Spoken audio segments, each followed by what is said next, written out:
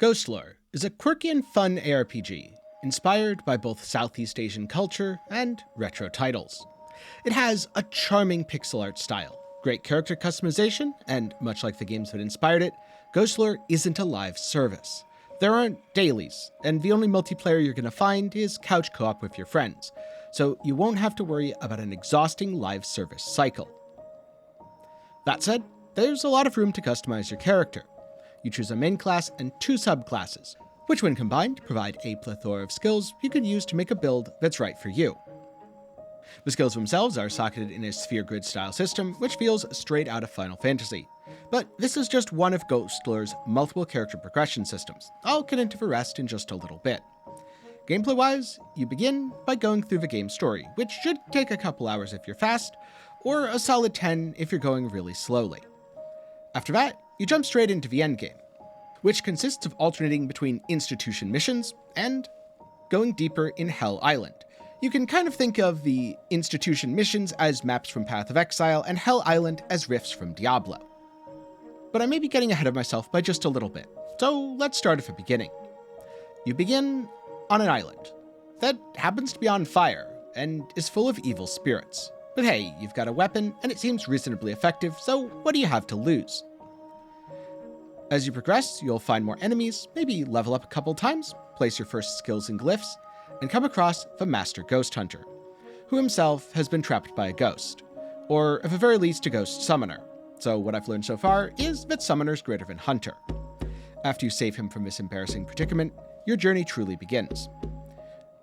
Does Ghostlore have fighting lots of monsters? Check. Are you going to get stronger? Check. Will you be covered in something putrid? Check. For most of the campaign, the layout is relatively simple. You go to an island, there's a bunch of monsters there, you kill them all, and fight a boss at the end. However, each island's layout is a little bit different. One's pretty sandy and a beach, the other's a graveyard, and it never takes place in a weird kind of crystal ruin, which means there's plenty of diversity as you go through the campaign. There's also a fair bit of diversity between the monsters. I won't say that no monsters are ever repeated between zone to zone, because there definitely are in some cases, but each zone also introduces a couple new ones that keeps it feeling fresh. Plus, as you're going through, each map ends with a boss, and each of those bosses have their own mechanics. Most of them are going to be pretty easy the first time you encounter them, but get more challenging in the endgame as their stats scale up. Of course, the goal of fighting bosses in ARPGs is to get the loot they drop, and in Ghostlore, this loot takes several forms. This means whenever you kill a boss, there's going to be an explosion of shiny items, and you can even filter them if you don't want to see all the junk. The things that you'll want to look out for early are direct gear upgrades, but later on you're going to look into your glyphs more, since glyphs as a system are responsible for a large part of your character's power. Also, as you're exploring, sometimes you'll come across shrines. These give you copies of another player's build, kind of as a spirit that helps you, or allows you to exchange one item for an item put in by another player. And you can get some really cool stuff here. It also goes a long way to make the world feel alive. Now, speaking of those weapons or gear, there's several different types. You have ranged options like bows and talismans, the slow hard-hitting parang, or the highly mobile and lightning-fast kukri. They all share a similar pool of stats, but drastically change how your build feels to play, at least if you're focused on auto-attacking. Personally, I like the bow and kukri, but I suggest using whatever feels best to you, as all weapons are definitely viable. Now, a minute ago, I mentioned glyphs, and these come in 2 types. Simple glyphs that take up 1 square on your glyph board, giving up to 2 bonuses for a magic one, and then compound glyphs that roll stats like any other item, also grant bonuses based on the simple glyphs placed in their sphere of influence, and, even better, you get to play Tetris to fit them all in. It should be noted, you cannot double dip on the bonuses, so it's better to place multiple different types of simple glyphs in your compound rather than stacking all of the same. Plus, playing Tetris can be a little bit difficult. Never fear, as a vendor you can change the shape of a glyph if you really want to min-max. So let's get into a practical example. Utala gives basic attack damage. However, when placed within the radius of a compound glyph ILO, you also get 4% critical strike chance. Fun fact, all of these glyphs bear names from the Tokipona language. I'll link a video from Half as Interesting on Tokipona in the description if you want to know more after this. Now, alongside gear, skills, and glyphs, the other character progression system is food. You get a lot of food materials, which can be cooked into marvelous dishes with a Southeast Asian flair. These are all cooked in the city and offer permanent bonuses that scale off your level, so even if you get something really good, you'll want to replace it later. Just as a quick aside here, the food is absolutely one of my favorite parts of a game, and something that I've seen almost everyone that has picked the game up and I've talked to in the past remark on just how neat it is, because it's really something that I haven't seen in any other games. Sure, there have been food bonuses, but they don't look like this, and it's quite charming. Finally, the last thing to keep an eye out for is gems. Socket gems into your items to gain damage, defense, or utility. Gems in your weapon are of course damage, whereas gems in your armor is defense or utility. You can also combine gems in town, which levels them up. Try to get S-rank gems as soon as possible, and put them in a multi-socketed weapon. Though, don't worry too much about the gems you find, as you'll always find better ones later, so it's better to use them as you find them, rather than saving them for that perfect item. But now that I've talked about the loot, how do characters work? Or at least how do builds work? Like in most games, items have different rarities, and rarer items have more stats. So as you're building up, you want to try to get rarer items, but the stats themselves are also very important. For example, if you're a basic attack build, then you're going to want basic attack damage. Skill damage won't actually help you. Whereas if you're a skill-based build that's maybe relying on some sort of ranged clear, don't focus on basic attack damage, instead get skill damage. By default, most of your damage is Fizz, though you can also stack a lot of flat elemental, and there's also some really niche things like ailments or minions that scale in their own ways. It's kind of the standard RPG fare. You should think of the items you're wearing as your character's base power. The stats are good, but a large amount also comes from glyphs and food buffs. So don't neglect those either. Think of them as a bunch of extra gear slots. Since you can fit up to 14 compound glyphs, that means you have around 19 total items and 6 additional food buffs, all of which can provide valuable stats. From there, you have to manage your skills. Now, every time you pick a class, you gain access to a panel that has both the skills at the top and the things to enhance them. Place a skill on the grid, and then place things within its radius. It should be noted that skills do block other skills from gaining bonuses within the radius, so you want to offset them at a diagonal rather than placing them next to each other, at least most of the time. When you place certain skills next to each other, you encounter one of the coolest aspects of a skill system in Ghostlore: combo skills. Is achieved by placing the Tiger skill next to the Guardian Spirit skill. This completely changes a skill's functionality, sometimes making it stronger and sometimes making it weaker. But do keep in mind that you can add twice as much enhancement since it covers more space, meaning even if it's technically not stronger on its face, you can make it stronger later, for example by stacking buff effect. Now, it'll take a bit of grinding, but if you ever really regret your choices, you can buy a respec for about 80,000 gold. Don't think of this as permanent, rather just think of it as something you have to stick with for a little bit, and if you're unhappy you can change it later. By level 50, you'll fill out all your glyphs and skills, then from there, well, it's the standard ARPG fare of min-maxing. The best part about the class system is you really can make the game into what you want to play. Personally, I'm a big fan of setting things up to trigger automatically, and focusing on a few powerful skills rather than a ton of weaker ones. But the system offers you a lot of freedom. I've seen other builds that require people to hit multiple buffs constantly. I've seen builds that are, well, throwing the zoo at your enemies. And sometimes I've seen a build based solely around spin to win. Since it's an ARPG, therefore you can absolutely spin to win. It's the dervish skill in Hasashin for anyone who wants to play that. Also, if you do decide to pick up the game and want to know a little more, I'm going to be coming out with a quick tips and tricks video shortly after this one. Do be sure to get subscribed so you don't miss it, and leave a like while you're down there. Now earlier, I touched a little bit on the endgame systems, and now I want to go into it in a little more depth. First off, after you beat the story, you unlock the ability to do missions for the Institute. These are a lot like clearing maps in Path of Exile, where it's a random story layout combined with a random boss. As you go through, you'll end up getting tickets which you can use to enter Hellgate Island. The other nice thing about the Endgame Institute is you can add map data. Map data makes the encounters more dangerous, scaling up the difficulty, but also scales up the rewards. This is a way that gives players a lot of control over the sort of content they want to fight. Plus, it means more monsters, and I know ARPG fans pretty well, so more monsters are always a plus. Speaking of, after you've done a few missions, maybe you'll want to dive into the Hellgate Island. This, much like Diablo's Rifts, does not have any mods, but scales infinitely, so it can get very challenging. It even involves a platform boss sometimes. In Hellgate Island, you're farming for Hell Ore, a powerful enhancement material used to craft your items. Both of these endgame systems work in tandem, giving you something to do while changing up the pace of play. Personally, I remember my first character to reach endgame was a Seeker Talisman build that fired enemy-seeking projectiles to destroy everything on the screen. That build was a blast, and it really sold me on the game.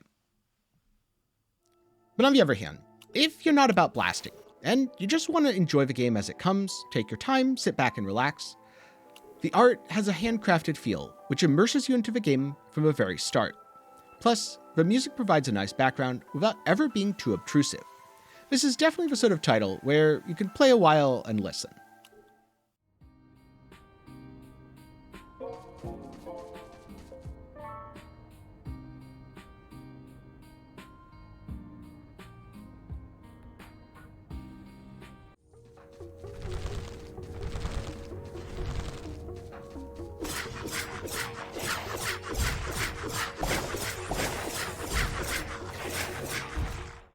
Now, since Ghostlore uses pixel art, and everything's pretty simple, items are very easy to differentiate from each other. The environments are vibrant, and there's even a night-day cycle with unique weather effects. The character sheet and UI do a pretty good job of presenting information so you know how your character works. The pace of play starts out pretty slow, with single enemies rarely being a threat to you, but groups being able to overwhelm you. As your speed and power increase, so do your foes, to the point where defensive stats like life, resistances, and absorb become more and more important. Now, I often look for games that immerse me in another world, but that's a pretty rare occurrence within the ARPG genre. All too often, the game devolves into a spreadsheet with loot explosions. Because Ghostlore is a single-player game, there's no real pressure to min-max, and I spend more time taking things slow while being immersed. Enjoying the game for what it is in the moment, rather than worrying about if anyone's ahead of me. Something else that I noticed from the first time I fired up the game is it's full of references to Southeast Asian culture. In particular, Singaporean culture, everything from the layout of a city to the monster design, which makes it feel very different from Western ARPGs like Diablo with their gritty, almost gothic horror style. It also stands out as very different from Eastern titles out of Korea and Japan, both of which draw heavily on the mythologies of those nations and are often very influenced by the West. I didn't know what most of Ghostlore's monsters were when I first encountered them, and I still can't pronounce the names of most of them. But it came as a pleasant surprise that the game just felt so different. And not only do the monsters look different, but many of them behave differently as well, including some very annoying ranged enemies that love to run away from you. The game's story also references local myths and legends, but I don't want to spoil too much, so for now, I'll leave that out of a review. Also, on that note, I really do love the small touches, like the fact that the food vendor isn't just selling your standard RPG dishes, like potion, and bigger potion, and potion but blue, which is definitely for your health, that's also blue. Instead, it's traditional Singaporean food. Which is to say, it's been a while since playing a game made me this hungry, probably because most of the pixelized food, I'm pretty sure, is pictures of actual food. For me personally, one of the most satisfying parts of Ghostlore is multi-classing into a perfect build. Sure, it starts a little slow, but then my mobility and speed increases. My damage struggles, and then it gets a little better, and a little better, and a little better, until I'm going screen to screen, boss to boss, obliterating everything. Don't get me wrong, there's definitely a grind there. It is an ARPG after all. And yes, it's a small indie production, so there will be the occasional rough edge. But overall, the game's extremely satisfying to play, and there's a wide variety of builds, so the endgame will keep you busy for quite some time if you want to min-max and build the perfect character. Which leaves the question, is Ghostlore worth it and should you buy it? Well, as of the time I'm writing this review, Ghostlore's $20, or if you're watching the video shortly after it releases, it's on sale for $15 to celebrate the game coming out of early access. And at that price, I'd say it's absolutely worth the money. The graphics are heavily stylized and remind me of old school console games like Legend of Zelda, which means they're going to be fairly timeless. There's enough content that you could easily lose a week of your life, and if you do want to turn the game into spreadsheet simulator, some builds are blazing fast in the endgame. I've played Ghostlore since it was in beta, when the developers originally reached out to me. And from my experience so far, they've had a good history of patching issues and supporting the game throughout the early access. I've watched the game grow from a rough demo to a fully fledged and complete experience. So congratulations to Andrew, Adam, and Sarah on the release of Ghostlore and on creating such an amazing game. I can wholeheartedly recommend Ghostlore to anyone who's a fan of Diablo, Path of Exile, Last Epoch, or Torchlight, and wants a fun and intuitive ARPG that they can play at their own pace. I remember when I first tried that beta for Ghostlore, it was very rough. I didn't even finish it because the enemies felt absurdly overtuned, the controls were a bit clunky, and I just kinda gave up. But I also saw that there was a lot of potential, both in the game and the gameplay systems. So I kept in touch and gave it another shot when it entered early access. There was a night and day difference. And going from early access to now, there's a night and day improvement yet again. These days, I know a lot of people are dissatisfied with the state of AAA games, so it's awesome to see small indie titles succeed. And I certainly hope that Ghostlore is a success, because it's a wonderful game with a lot of heart, and the perfect thing to pick up if you're in between titles. I enjoy how the developers made character customization feel impactful, while still remaining intuitive, and how they provided a change of pace in the endgame with two synergistic systems. In a lot of ways, you just kind of know how things work from the start, at least well enough that you can learn as you go. Plus, like I mentioned before, if you're unhappy with your choices, you can always respec later.